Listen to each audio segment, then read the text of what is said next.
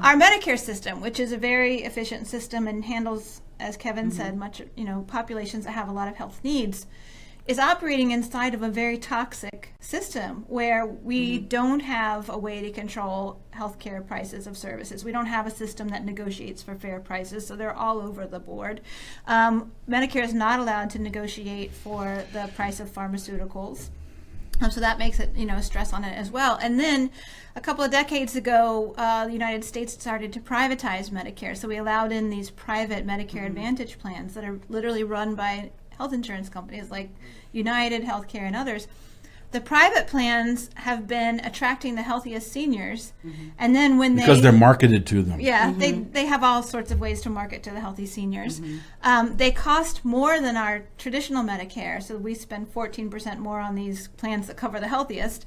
And then when those seniors start to have health problems, they have incentives for them to leave and switch to traditional Medicare where they can get better benefits. So the healthy go in. Let's the think sick about go that for a out. second. Let's emphasize this for a second. Medicare Advantage. Insurance companies come in to take their share of that very big market, of elderly and ill, and they make sure they get the ones that don't need health care. Right, so they're not paying They out. charge them premiums that you wouldn't have to pay if you were Medicare. So they charge them more, and they make their plans so lousy that when you actually start to need it, you want to leave Medicare Advantage and go back to traditional Medicare. So you pay for it, you get less, and on top of that, they take money from Medicare itself. So they weaken Medicare. And this was one of the promises that the Obama... Isn't that crazy? Is that insane? I often say that the United States, which we're the only country that uses this kind of system. Only developed country. Only developed country that treats healthcare as a commodity and a profit center like we do. And we've been doing this for about 4.5 decades now. And if we had actually treated this as the experiment that it is, because it is unique in the world, we would have ended it decades ago on ethical reasons. We spend the most of any industrialized nation, twice what other countries spend.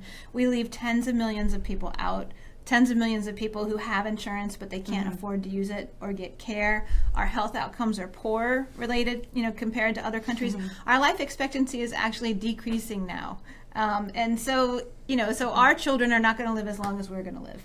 And so this is the result of having this market-based system. And it's not just, by the way, because of diet and smoking. They smoke more in Europe. Right, and they still live longer. They still live longer. I mean, so our healthcare less. system is one of the major reasons why our life expectancy is shrinking. Right. That needs to be understood. Yeah. When you mentioned the $700 million, billion dollars in waste in the current system, a big chunk of that, about $500 billion, is the insurance industry.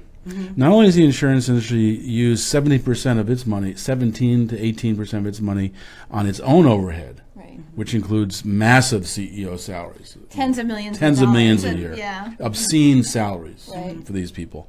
And they've all done very well under Obamacare, by the way. The health insurance industry has gotten much wealthier. But they also create bureaucracy for all of us. So many hospitals actually have more billing agents than nurses. Right. Doctors' offices, 20% of their overhead, at least, into billing from the insurance companies. Right. Doctors' time, they spend a lot of their own time on dealing in the insurance industry, getting permission, from some non-medical degreed billing administrator from the insurance industry, saying, no, you can't do that for that patient. Right. And why? Because I say you can't, and I'm not a doctor. I'm just practicing medicine without a license. And then if you realize that $500 billion of that waste is the insurance industry, then ask the question: why do we need the insurance industry? What do they actually provide? They are a middle corporation between the patient and the healthcare provider. I don't want the insurance industry between me and the provider. I don't want them negotiating, where I can go to the hospital or what kind of health services I can get, what kind of pharmaceutical drugs I need. I don't want the insurance industry doing that. So not only do they do nothing, they actually get in the way. They're harmful. And they cost us $500 billion in wasted money. So why do we support them? It's insane. So they should be, and how anyone can think that when you have a profit-making insurance industry, and many non-profit insurance, by the way, they profit in their own ways, and we can talk about that if you want to. But the openly profit-making insurance systems, how can someone that takes money off the top, essentially, to be a middle corporation, blocking my communication with my doctor, how can that be less how can that be more efficient than getting rid of that? Right. When you put that kind of profit and bureaucracy in the middle, it can't be more efficient. It makes no sense. Right. So I hope that your congressman will actually listen on this and think about it, because I think every Republican should be leading this fight for a national improved Medicare for all. This is really a Republican issue. If they understood how much money it saves. Right. And one reason why the Medicare is having some problems, and a lot of it's designed by the bipartisans in Washington, putting in place all sorts of rules that make it having problems. A lot of the problems come from the bipartisan Washington putting in place rules that make it difficult. But think of it, they're dealing with the most difficult populations, elderly and chronically ill. Yeah. Now, if you add to that population the rest of the American population, the U.S. population, you'll be dealing with young people.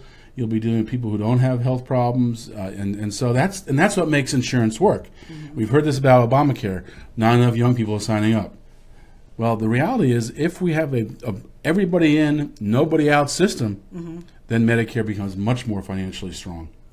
Then they have the power also to negotiate drug prices. They have the power to negotiate prices for medical devices, for all sorts of medical services. They can control the price, and they also can put in all sorts of ways to minimize the waste and bureaucracy of, like, hospitals, for example.